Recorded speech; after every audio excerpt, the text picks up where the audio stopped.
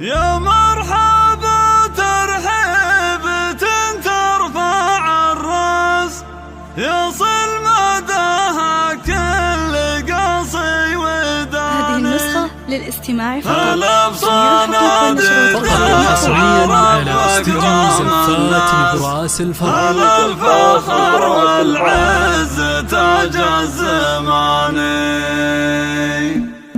يا مرحبا ترحيبة ترفع الراس، يصل مداها كل قصي وداني. هلا بصناديد العرب واكرم الناس، هلا الفخر والعز تاج الزماني. من سامي بن عاتق كتب نبض الاحساس، وبنهج واد قدمون التهاني. للي وصفه ما لها حد وقياس، حصريا على استديو زفات براس الفرح. المرجله وفي اساس ابوه عاتق له جزيل المعاني. وعمامه رجال لفزعه ونماس، ضيق له قدر رفيع وشاني. ضيف الله شجاعه وراعي الباس، عبد الله في الطلات يرقى مكاني. عبد الرحمن اوصاف للعز حراس، عبد العزيز للمجد شياد مباني. اخوانهم له للشرف نبراس، للجود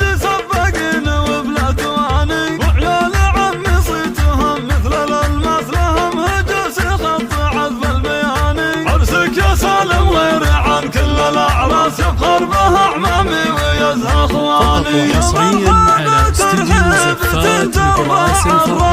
يصل مداها كل قصي وداني.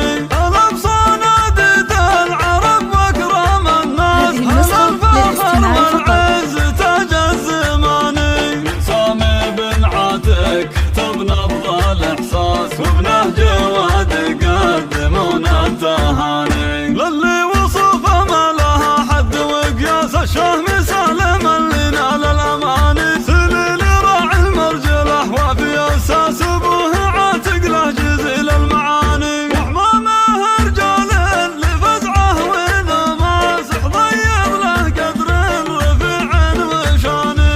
ضيف الله شجاعه وراعي الباس، عبد الله في الطلات يرقى مكاني. عبد الرحمن فقط وحصريا على استديو زفات براس الفرح. شياد مباني. اخوانهم له للشرف نبراس، للجود سبقين وبلا تواني. وعيال عمي صيتهم مثل الالماس، لهم هجوس خط عذب البياني. عرسك يا سالم غير عن كل الاعراس، يفخر به